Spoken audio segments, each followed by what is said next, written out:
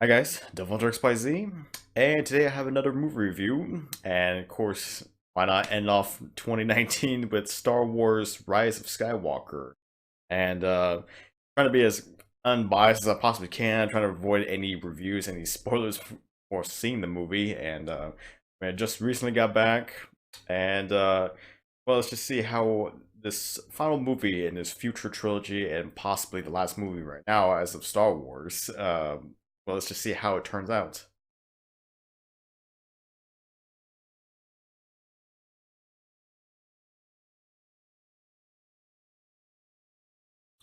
Well, for the summary, uh, pretty much how it goes is Kylo Ren ends up using a Sith Wayfinder to locate a planet known as Exegol, and while there, he discovers that Emperor Palpatine somehow survived after the, I guess, the demise back in Return of the Jedi.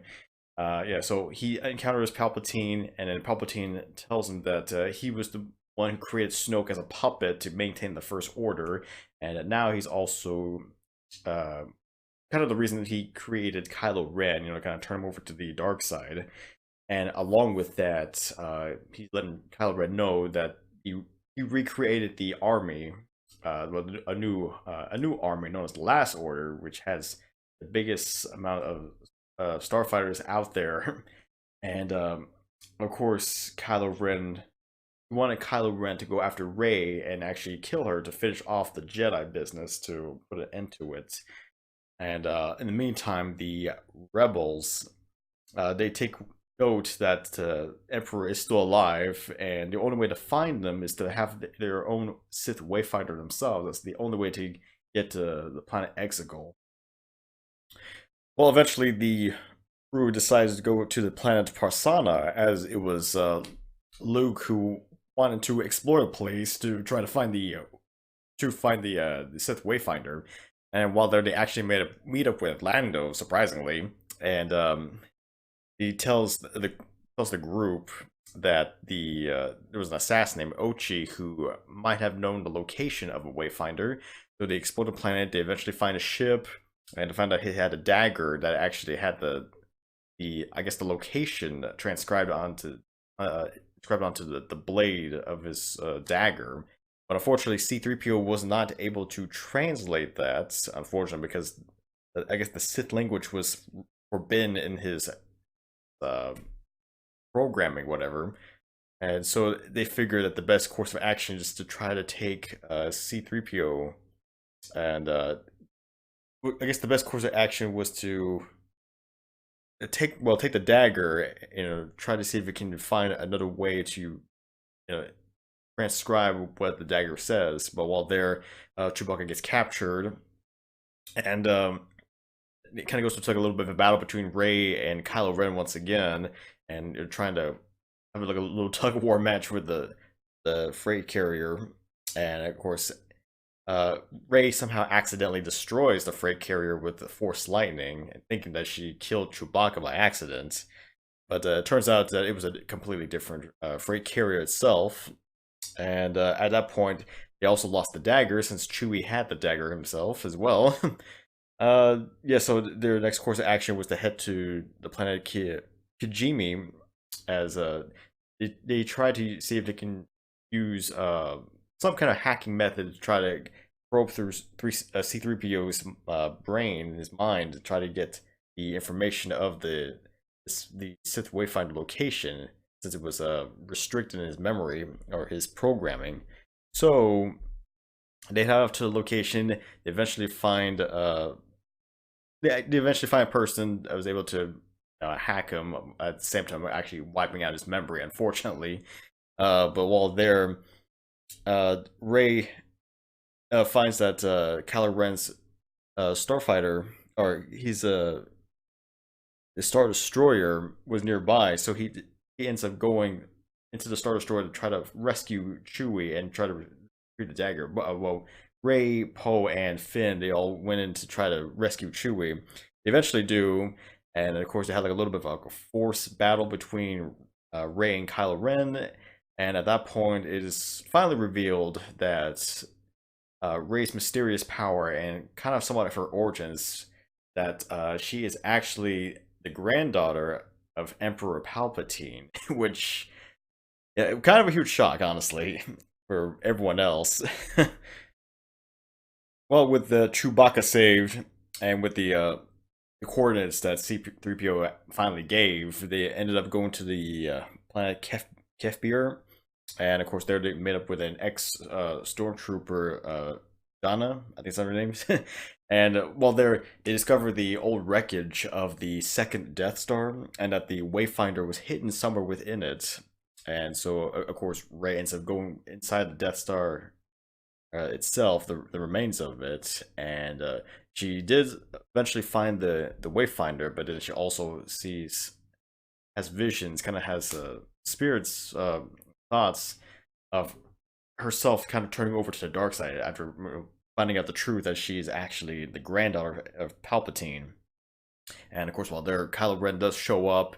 They go into like a big battle once again.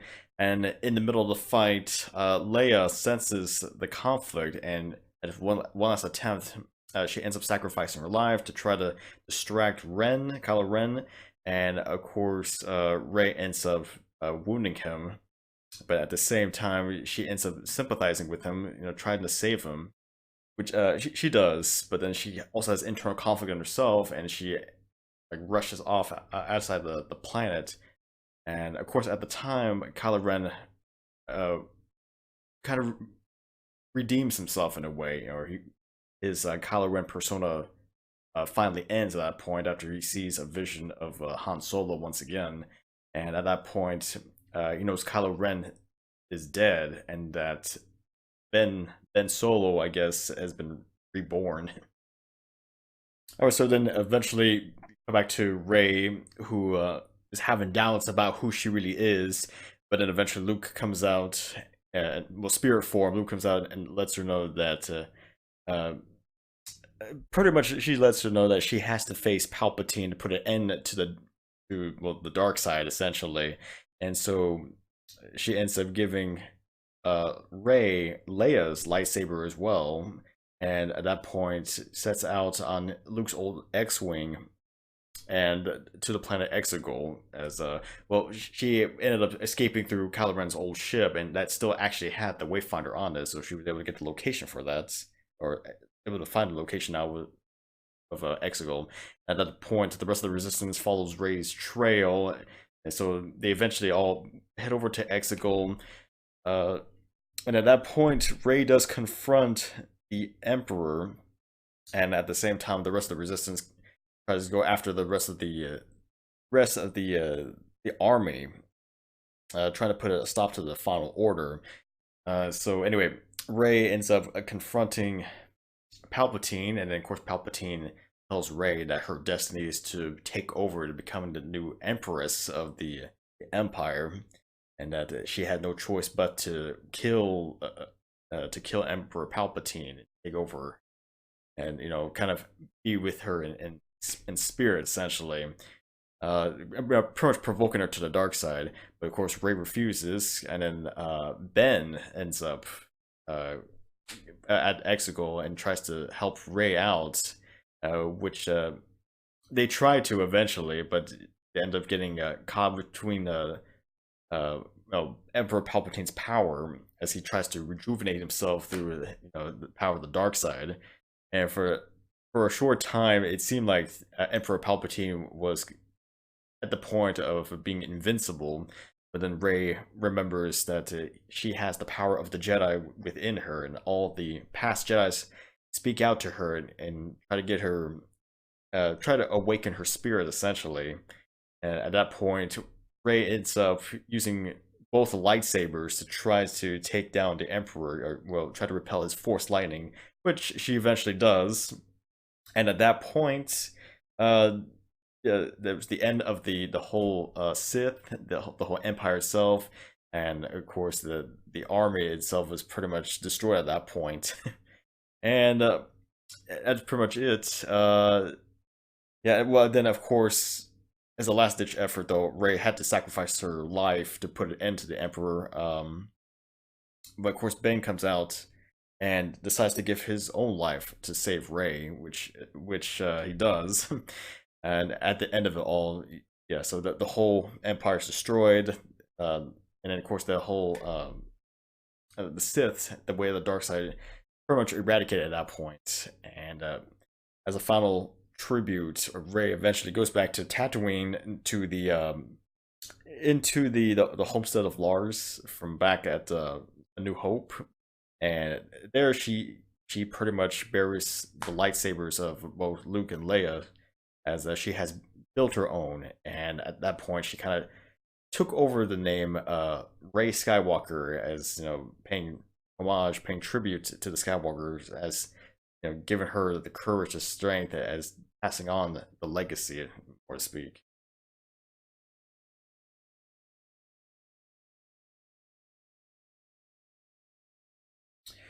All right, so for I guess the good, well, I guess one thing obviously I could say: Star Wars, good action. Yes, so I mean you got a lot of space fights out there. Of course, a few duels between Rey and Kylo Ren throughout the entire movie itself, and of course, like I said, the final battle against Rey facing off against the Emperor. So I mean, it was pretty epic. I do admit that, and I think really more though it was more the space fights that was kind of more epic than really the saber fights, as especially near the end when they had the whole squadron having to fight off against the entire empire with these new star destroyers, kind of equipped with planet destroying weapons themselves, which is pretty intense to say the least.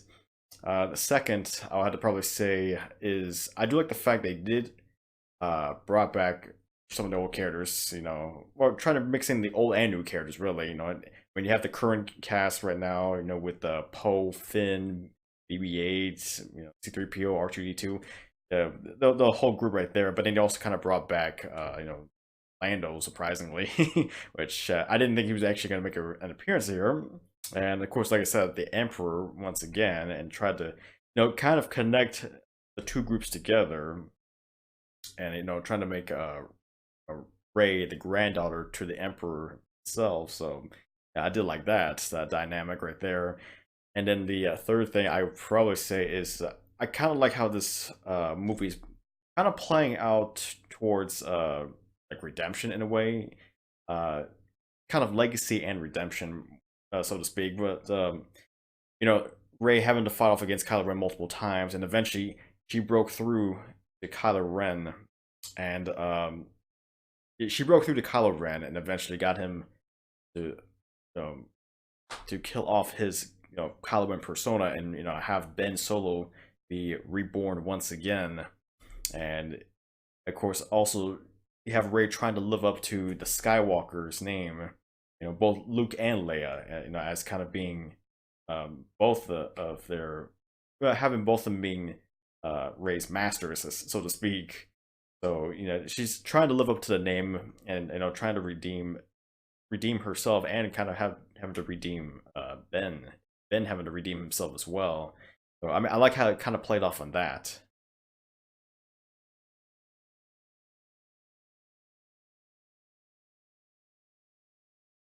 Well, for the bad, one thing I can say immediately is probably the character development. I mean, they do have like a lot of characters in this movie, obviously, new and old.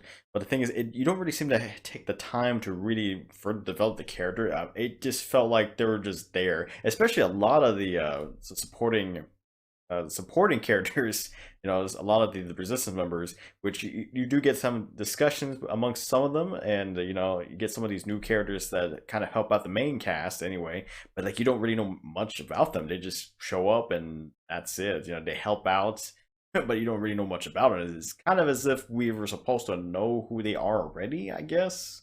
So a little bit kind of odd there. Second, I would probably say uh with the thought of mixing the new and old characters together, I do like that, but it kind of seemed to be a little bit disjointed at times. But I mean, it seemed like they were trying to cater to both the old fans and then the current fans of the movies, I guess. And I mean, it somewhat worked, but at times it just kind of felt like it was all it was just kind of all thrown together at once, trying to see to cater both crowds. When it just kind of felt like it kind of felt like they were just trying to pay homage to everything throughout the entire Star Wars franchise itself. Which I mean, I do appreciate that, but honestly, it just kind of felt just like too much all at once. And then I guess along with the third thing, which would probably be the pacing. I mean, everything just kind of felt rushed. I mean, we're kind of going from multiple planets throughout this entire movie, and then, like I said, this was the first time that the Emperor made a reappearance after all this time. Which, honestly, I kind of thought it would have been better if he made a reappearance back in like Force Awakens. Honestly, that would have made more sense and gave more time to develop the Emperor's character even more. But he just shows up here, and like I said, you get some of these new characters, and it just kind of felt like everything was rushed. Like there's just no pacing, whatever. Like we were just trying to go through like multiple events at once, trying to cater to both sets of fans. And you know, in a way, it just kind of feels so disjointed at times, and it kind of makes you kind of feels puzzled as to why they wait until the final movie to throw in all this stuff when they could have done it throughout the entire future trilogy.